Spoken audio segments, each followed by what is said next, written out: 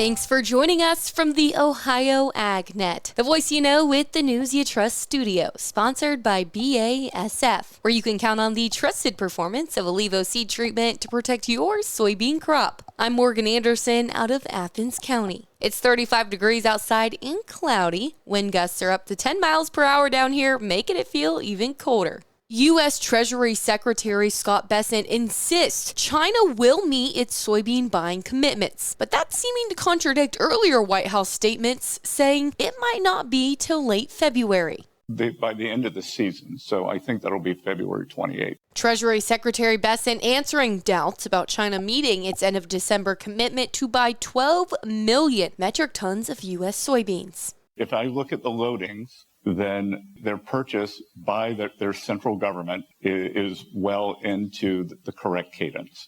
So, is it purchases or ship loadings by the end of the year? USDA Secretary Rollins seemed to earlier suggest purchases.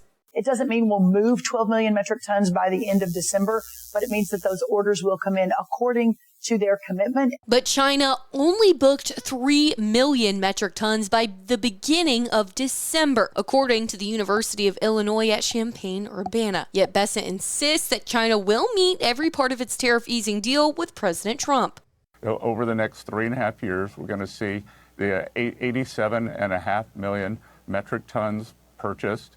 Separately, the American Soybean Association and other farm groups urged the administration at a USTR hearing to extend the USMCA trade deal up for review next year. ASA called for a 16-year extension, citing $4 billion in total U.S. soybean and soy product exports to Canada and Mexico last marketing year. Switching gears, USDA plans to roll out a short-term bridge payment for farmers next week, officials said on Tuesday, in a bid to help growers survive tight margins and trade-related losses. Agriculture Secretary Brooke Rollins told White House colleagues a key purpose of the payment is to cushion crop producers after a year of depressed prices and significant drops in U.S. soybean sales to China. While the broader 2025 farm support package has received roughly $40 billion in commitments, the second highest since the 1930s, farm groups say some producers need immediate liquidity to cover seed, fertilizer, and other input costs ahead of 2026 planting. Folks, we'll be right back after this. Get the equipment and trucks you need at the Ritchie Brothers' next Great Lakes Regional event on December 16th and 17th.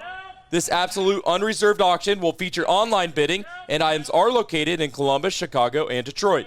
Choose from close to 3,000 items, including a wide selection of construction equipment, semi-trucks, and more. Don't miss Ritchie Brothers' Great Lakes Regional event on December 16th and 17th.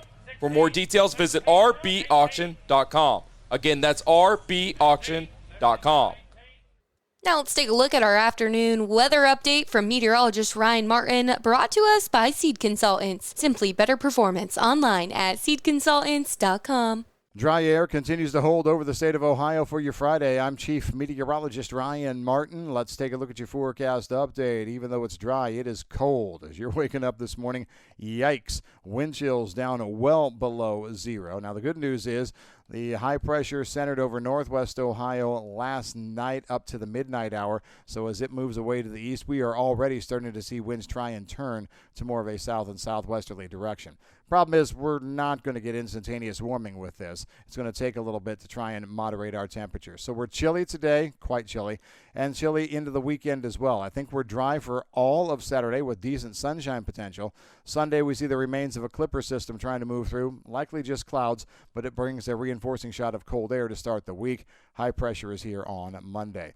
Tuesday, Wednesday, Thursday, and at this point, let's throw Friday in 2 waves at least of snow coming through, coming from the northwest, racing down into the eastern Corn Belt. The third could be the wild card for Friday. Either way, we're looking at accumulating snow again through the week next week before we turn things around and start to see some significant warming. That warming happens late the weekend of the 13th and 14th, probably comes with some rain, but what you need to know is the fact that we're going to probably get pretty doggone sloppy here, pretty muddy, as temperatures go back above normal for that week of the 15th. That's the way your forecast is stacking up. I'm meteorologist Ryan Martin.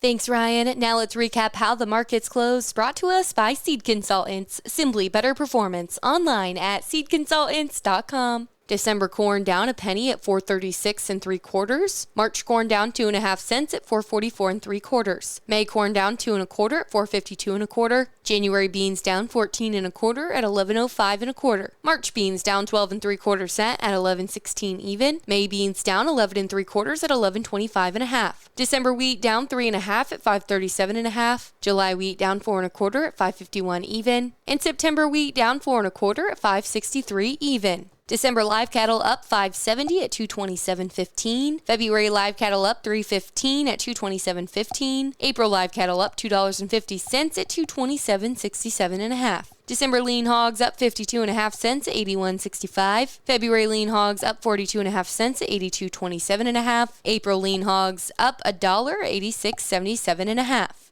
Those were your afternoon closing markets. Have a great weekend. This is the Ohio AgNet.